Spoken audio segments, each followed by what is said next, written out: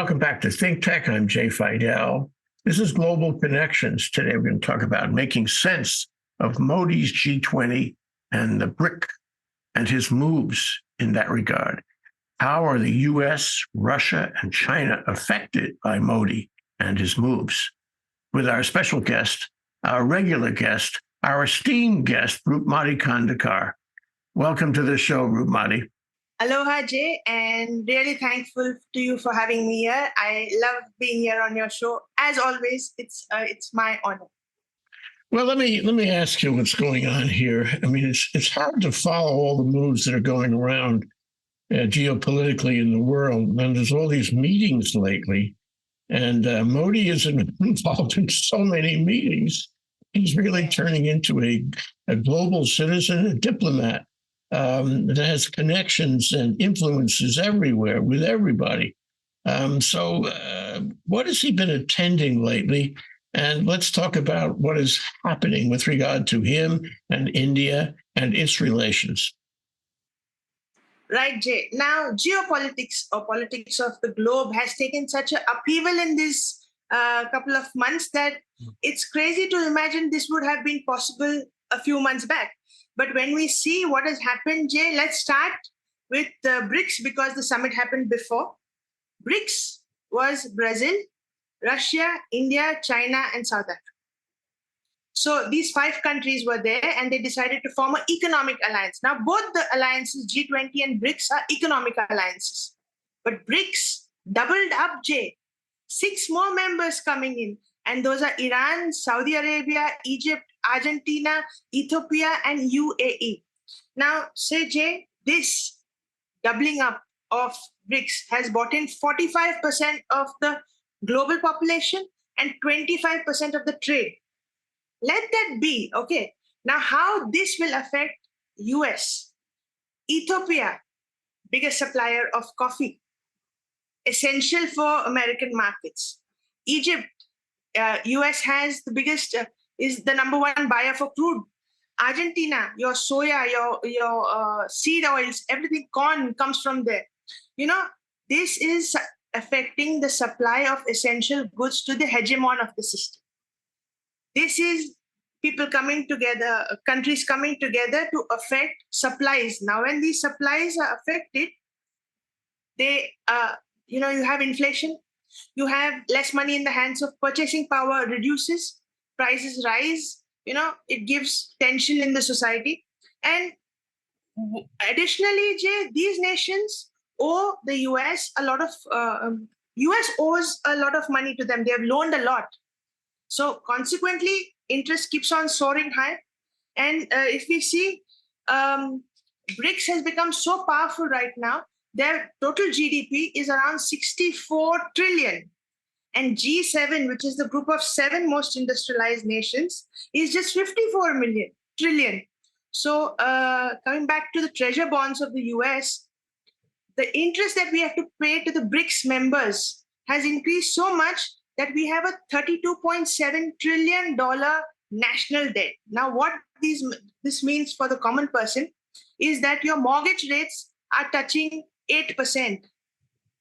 So that is bad news for this. And Jay, if you go to see, now BRICS will have 3 of the most biggest crude oil suppliers.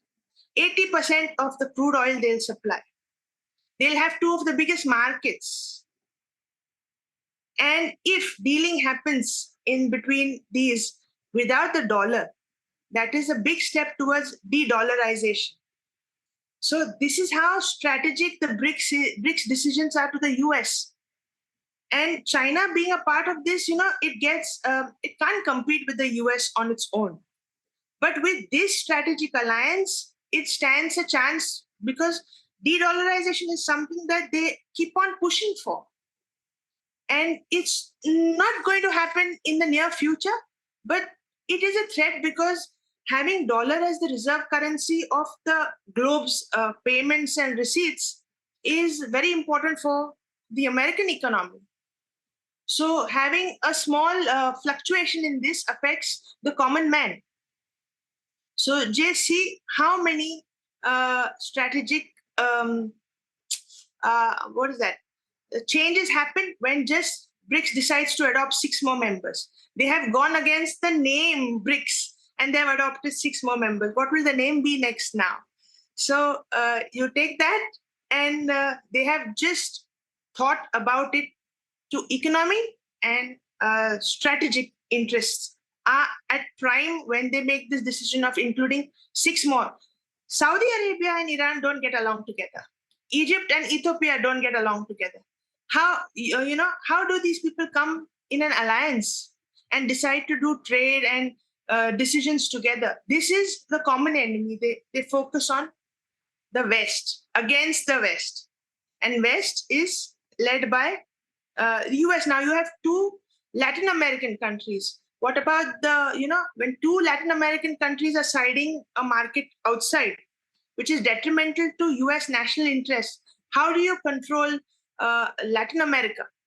2 big suppliers, markets in the hands of the other. On BRICS, it seems like that's a countervailing force against the United States, against the West, as we know the West. And my recollection is that Vladimir Putin had a lot to do with encouraging the addition of these other members who were not necessarily consistent with American interests. So, Roopmati, this is of some concern because together they're more powerful, and the world seems to be, you correct me if I'm wrong, but the world seems to be dividing into the American group and the BRICS group. Am I right? Yes, correct. Jay, sheer GDP, the BRICS, the new BRICS, has overtaken the G7. The top 7 industrialized countries, the BRICS alliance overtakes them. So they have, in majority, they have formed strength, which can take on, and they have got 2 big players like China and Russia against the US if they want to go for it. Main point is, Jay, about the strategic petro-producing countries which have come into the alliance. When you have markets and when you have crude, finance is dominating all the decisions. Okay, what about what about Modi? Well, he's right in the middle of that, literally in the middle of BRICS. Yes. Where is he? Is he pro-Russia, pro-China? Is he pro-Saudi? Is he pro-Iran? Yes. Or is he pro-American? I thought he was moving toward America lately, but maybe not. And maybe he's a moderating force within, the ruling group in BRICS. What do you think? Yeah, Jay, Modi considers Russia a huge strategic ally. That is no secret to none. But US relations are strengthened by his daily transactions with the US, the kind of importance he gives to the US as an ally. Now, this is a friendship which is formed on the grounds of antagonism in the Cold War. We were non-aligned, but siding Russia. But now, after the Cold War, US has taken a stand towards India, ignoring Pakistan. Because first, any country who wanted to deal with India would always think, what about Pakistan? Now, Pakistan is a failed economy, failed state. And to consider India as India is a new concept in geopolitics right now. The US would always say, do this with Pakistan, and then we will help India. Or because you did this, we will not give you this. And supply of arms to Pakistan when Pakistan is a terrorism promoting country against India. So we did not appreciate that. But still the relation kept on going. So in spite of that, now when you put Pakistan out of the picture, you see strategic alliance and a brotherhood which is second to none in the world. See, if you can be friends with Russia, doesn't mean you don't have to be friends with US. So the 3 countries are very good. Now, when we go to the G20, we will understand how they are playing a role together, Jay. The man in the middle, and he has relations with both sides, and maybe he can be a kind of facilitator or moderator, and bring the world together instead of side with the BRICs crowd, who are largely anti-American. You know? Pakistan, you say it's a failed state, but let me remind you that Pakistan has a nuclear capability, which is regrettable now in these days that it is having so many problems. So what does that mean for Pakistan, that it is a nuclear power? India sustains itself in the face of Pakistan because it has second strike capability. But we do have second strike capability. So we know we have no worries about Pakistan being a nuclear state. And Jay, economy plays a big part because Pakistan relied on, there was no infrastructure to build it up. India has now begun to, I told you in the previous programs that India has laid a weight on developing infrastructure, employment for, the median age in India is around 28 years. So you have a young population which can prosper and take the country to good heights. Pakistan diaspora, Pakistan has a population which is outside their country. They don't stay in the country and build their country. That culture has gone over there. You have terrorism, Jay. Terrorism is so rampant in Pakistan that the society itself is fed up because they nurture the terrorists against India. But when you nurture a disease, be sure it will first attack you and then it will go to the other. So it is, there's instability in politics, like we discussed in the previous program. There is instability in the country itself because of terrorism. There's poverty rampant. There is very less developed infrastructure, and they are bordering the Taliban. Well, you just made me feel much better now. Okay, let's talk about the G7. I think Putin was mighty ticked off that he was not invited to the last meeting of G7 because he's a rogue. And now, from what you were saying before, I wonder whether the G7 is still relevant. Is it? G7, Jay, will not go out of relevance because it's the top 7 industrialized countries, and decisions have to be made in that realm to keep the global system running. But Putin is very smart, or you say he's taken a laid back seat because he's the only one and everybody's against him in G7. So there is no use that he comes in and tries to blow his trumpet because there is nothing in his, in his defense right now. It's messed up. Ukraine is messed up his entire image. So to get that back into going, he's invited Kim Jong. I mean, how much water throw in diplomatic relations. So that's what. Maybe it's a good thing that he's not with G7, and G7 is still powerful. G7 is still a formidable group of allies. Let's talk about the G20. Let's talk about Modi's influence on the G20. Now, G20 was Vasudev Kutumbakam, means one world, one family, means one earth, one family, one future. Now, this was quoted by the Secretary General of the UN also as being so important and taken from our ancient books. So, Jay, this was G20 summit, but you had around 125 countries and organizations represented. So that's a big thing. And biggest part, Jay, the Delhi Declaration was the first one to be adopted unanimously. So that's a big takeaway for Modi's diplomacy because it was his personal charisma which came out in this G20. His friends, which he has garnered harnessed over the years, he brought them to this forum and he passed the Delhi Declaration. Now with the Delhi Declaration, Jay, he is brought in a master stroke. He's made G20 to G21. by inclusion of the African Union. And African Union, remember, Jay, consists of 54 nations. So in one stroke, he's got voting power towards himself.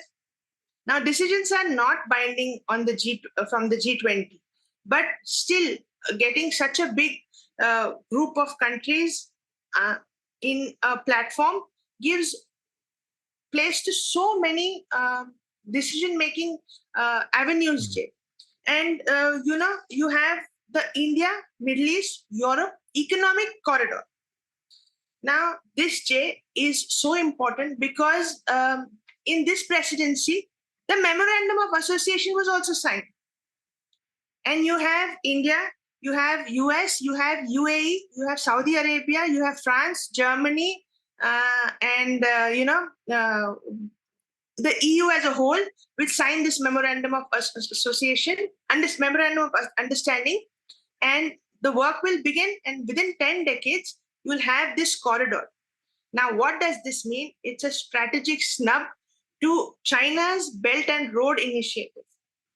They had decided to ape the Silk Route, but things took a turn, and Modi, now China is a huge part of G20, but still under the nose, this corridor has been finalized and work is going to begin immediately. Imagine China's policy was the Belt and Road, which they were initiating. Russia is welcoming this. So you have Russia and US both welcoming and being part of this economic corridor. It will make transit of goods and what is that? You have strategic pathways through these countries. So just imagine the influence on trade of the countries which are in the path and the positive benefits that it will have to trade and economy in the world. So that passed. And then you have the Biofuel Alliance, which is a good content. He's always been an advocate of climate, good climate and climate change. So he's made this Biofuel Alliance, of which India, US, and Brazil are the founding members. So they started this. So now you see, these three initiatives were very huge because they brought in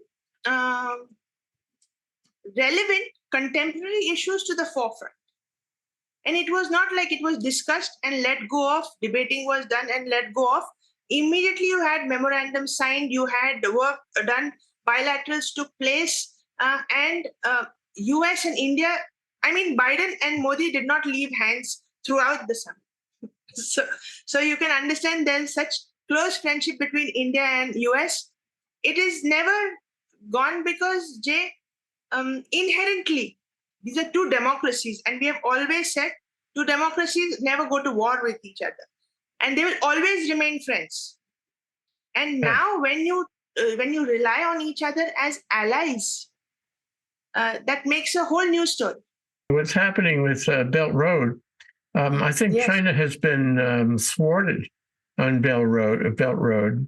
If India is going to do its own Belt Road, that changes things, because if you want to go from the east to the west, India is a great way to pass through that part of the world. And likewise, if you want to go from from Central Asia to Europe, Italy is critical, because at the north end of Italy are the mountains.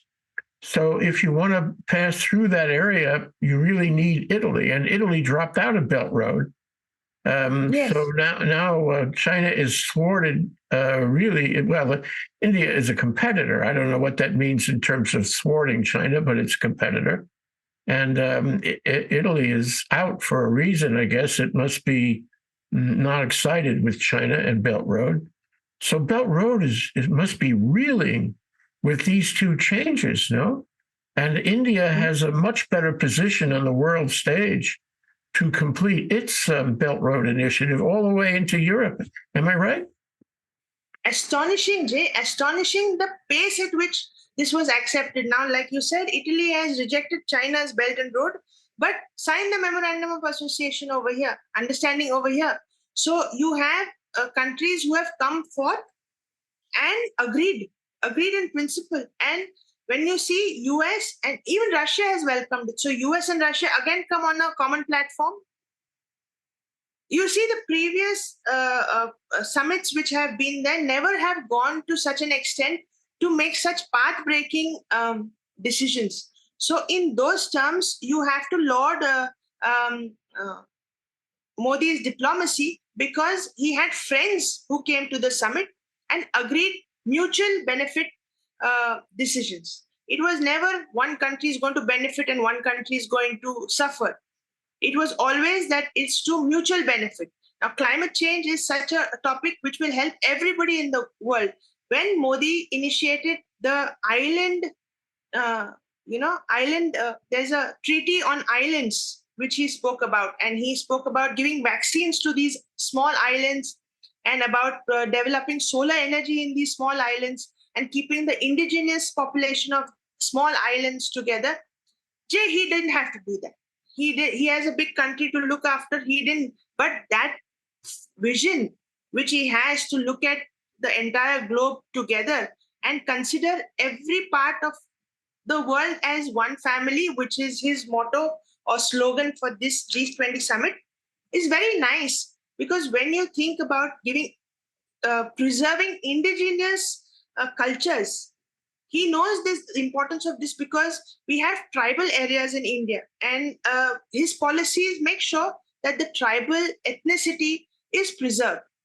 So he takes that onto the global stage, and that is such a welcome objective, because I told you before, we had a mute prime minister before this. We never had India take on global decisions or global stage like this. So this is a very welcome gesture that we are seeing, that India is playing its part on the global stage. As the fifth largest economy, it is playing a role. How's Modi doing with China? You know, you still have a very contentious border up there in the Northeast of something over 2,000 miles in the Himalayas. How's he doing in dealing with China? And does their common membership in BRICs help Modi dealing with China? Yeah, Jay, just before the G20 summit, China put up maps which proclaimed part of Indian territory as theirs. So that was mischievous of them. But you see, that border, I told you, we explained in our first program, that border is in such a terrain that there is no demarcation. It's left unknown, and it's a disputed concept we have in India-China relationship. But to see beyond that and to hurt them where it hurts economically is the policy of Modi. When they did this, he banned TikTok in India. Now, can you imagine huge chunk of millions and millions of Indian users when they they don't have the access to a Chinese app? Even that hurt Chinese economy. And luring businesses to accept India as a manufacturing hub hits China very badly, because it had portrayed itself to be the manufacturing hub of the world. Now any company which comes in has an alternative in India. Better facilities, better governance, better markets. You know, you have less restrictions. You have better access to your setup. So hurting China economically is what Modi has done, and that's his forte. Because instead of confronting China, it just tags along with China. It's a friend in your group which you don't like, but still you have to continue partying with him. Good for him. He is emerging not only as a global leader, but as a historical, a historical leader of India. And how is the economy doing? From what you say, it sounds like the India economy is doing well, and that it is exporting. And one of the positive aspects of his export position is that people like India. India does not threaten the rest of the world. China does. Yeah. China is always threatening things and people and territories and the like. India doesn't do any of that. And so if I have a choice of buying Indian goods or resources versus China, I would buy Indian resources immediately, and I would not buy Chinese goods.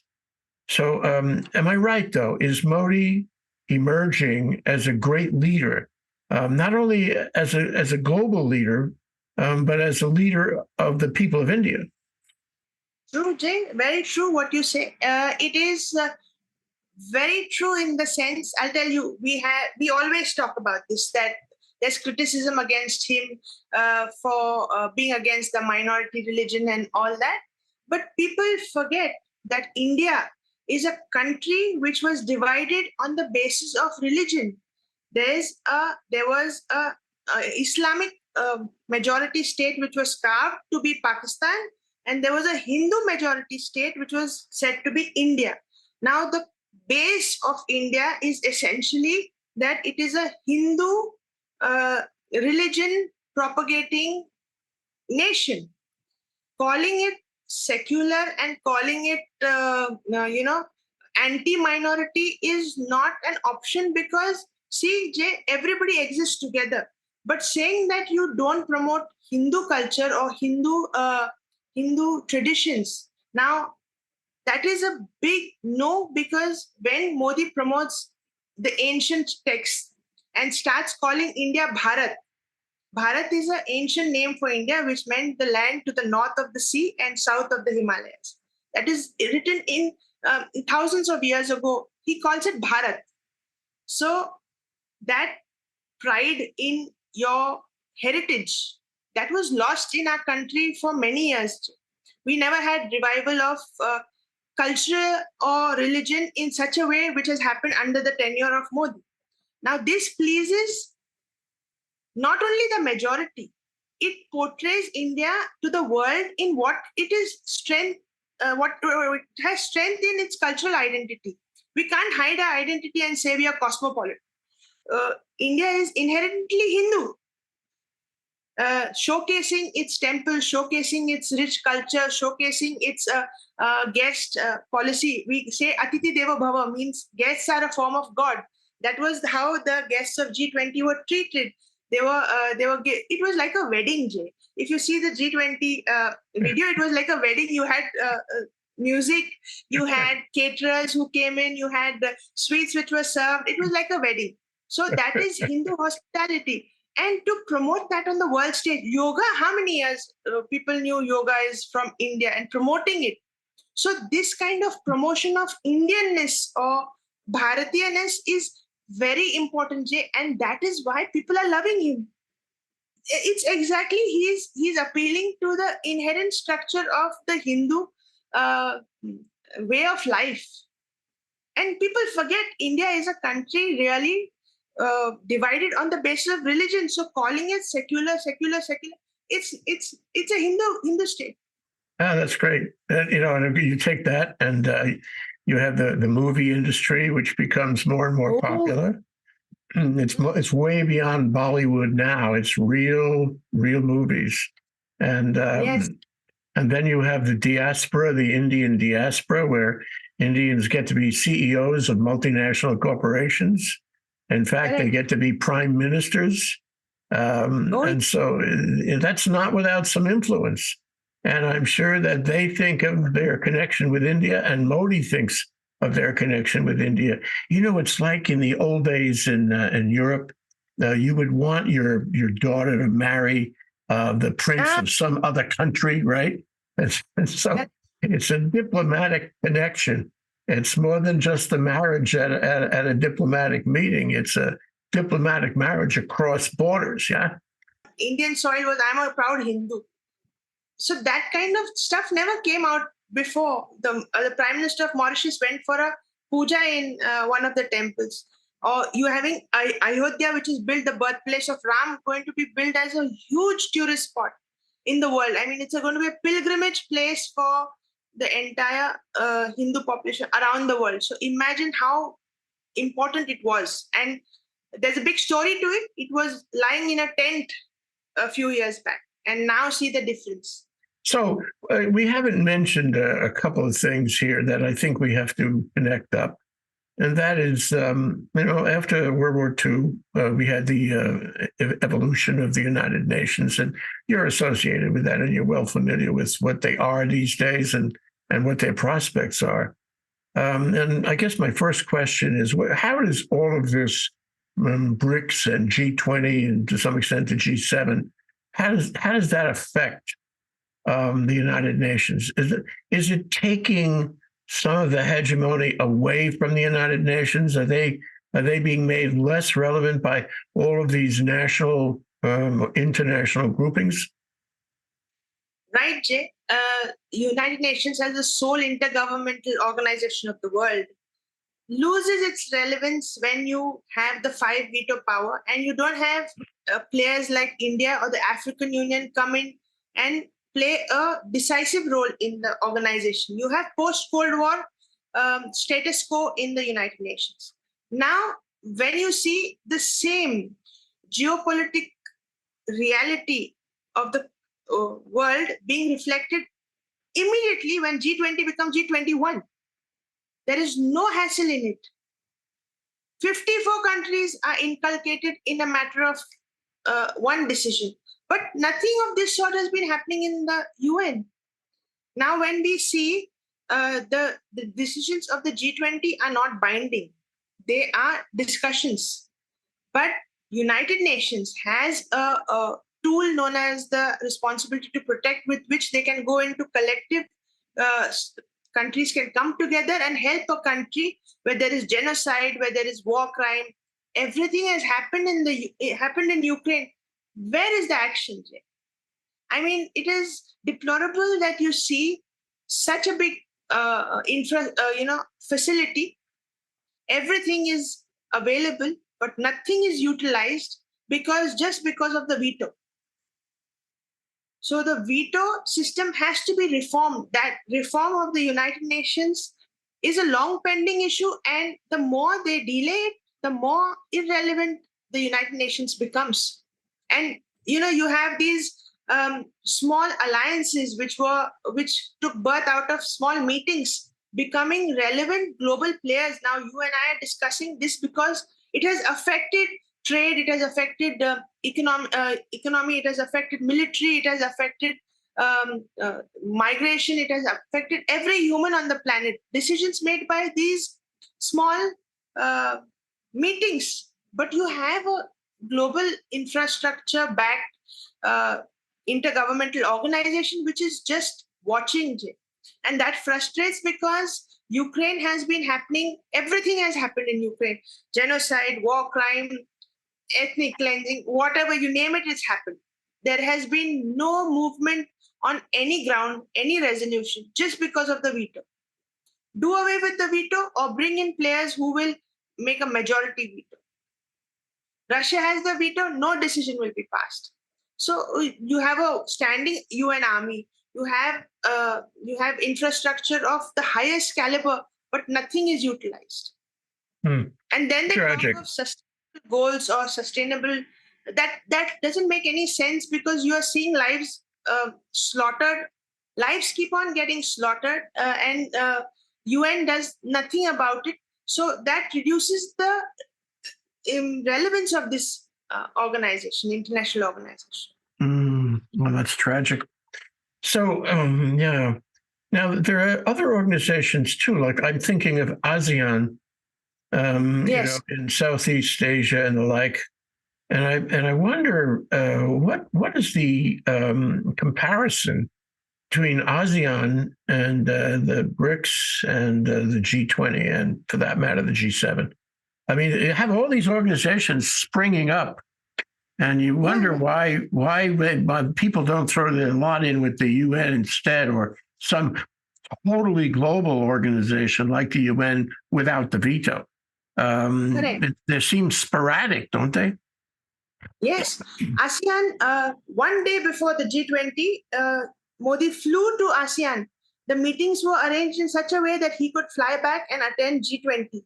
So India plays a big part in ASEAN also as a guest member, but a permanent guest kind of a thing. Now, ASEAN is formed to counter Chinese influence. So the Quad also is, like we said, it's the fear of the other which forms the alliances.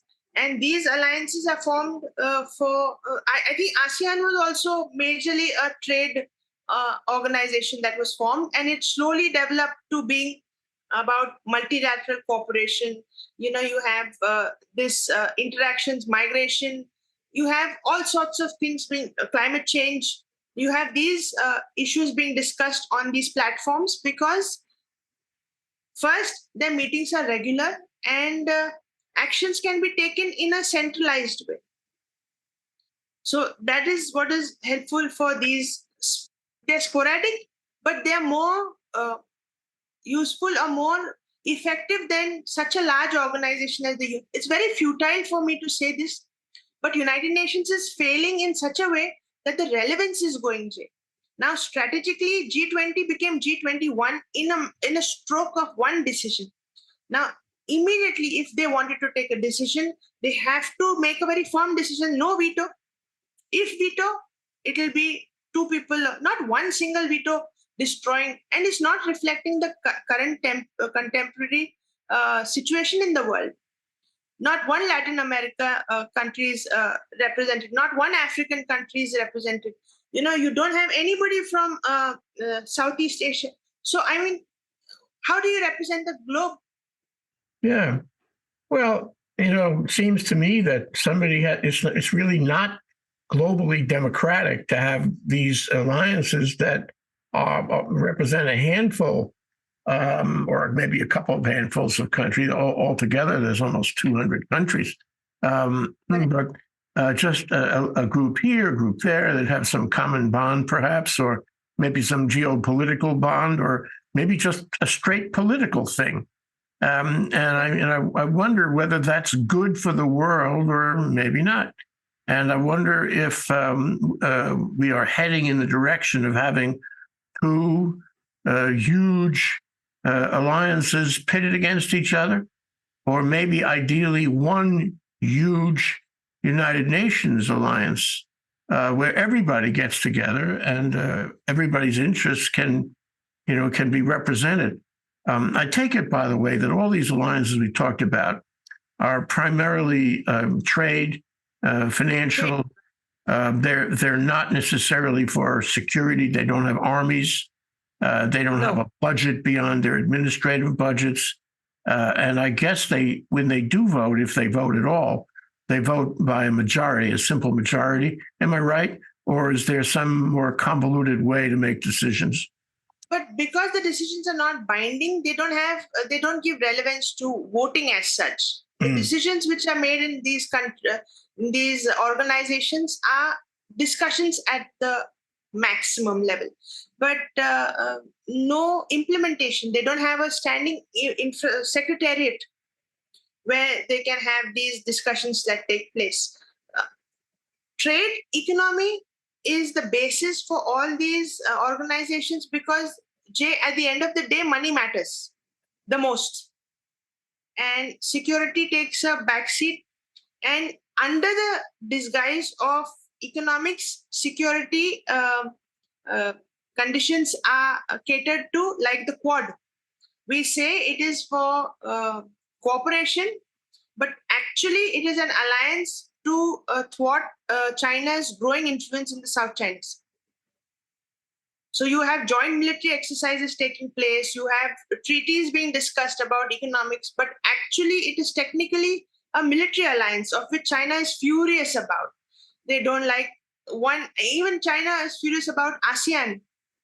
And the US playing a good role in these organizations. Like the G20 also, it's working together with all these small countries, UAE and everybody. But it shows the flexibility of the US to adapt to the changing circumstances.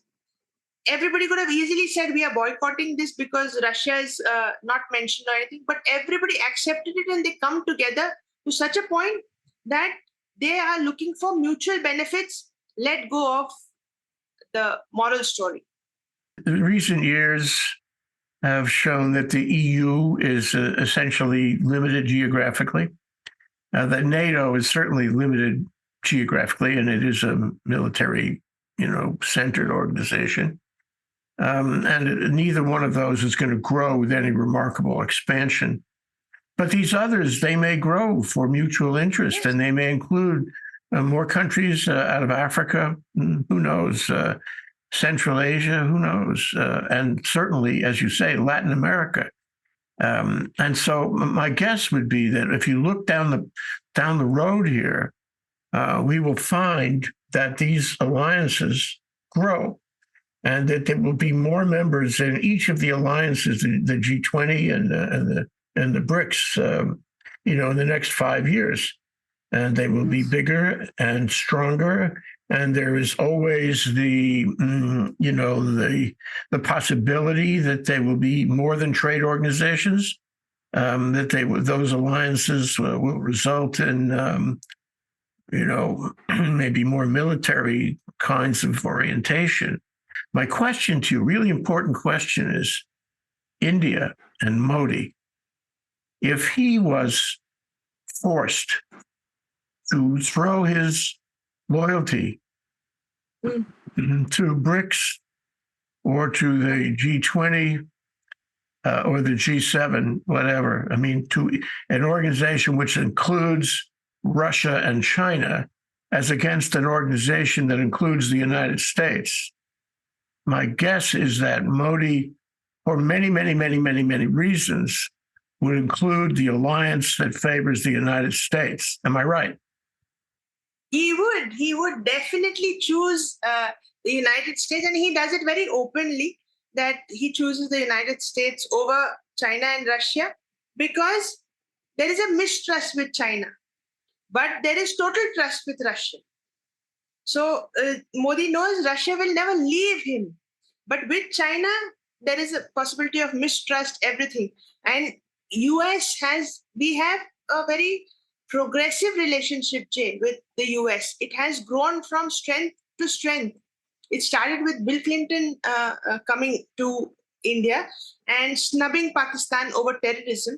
And from there onwards, it's gone strength to strength. And like we said, the Indian diaspora helps, the connection helps, the shared values help, and together, prospering is much better, because we have a common enemy. US and India have a common enemy, which is China. And China, as I told you before, in the ancient text of warfare, they always have this rule that they have an element of surprise in their attack, in anything, be it trade, be it economics, military, anything. They rely on the element of surprise. So you can never, ever predict Chinese foreign policy, Chinese military policy, China's political policy to say that they will do this next. There's always an element of surprise. For that, China can never be trusted 100%.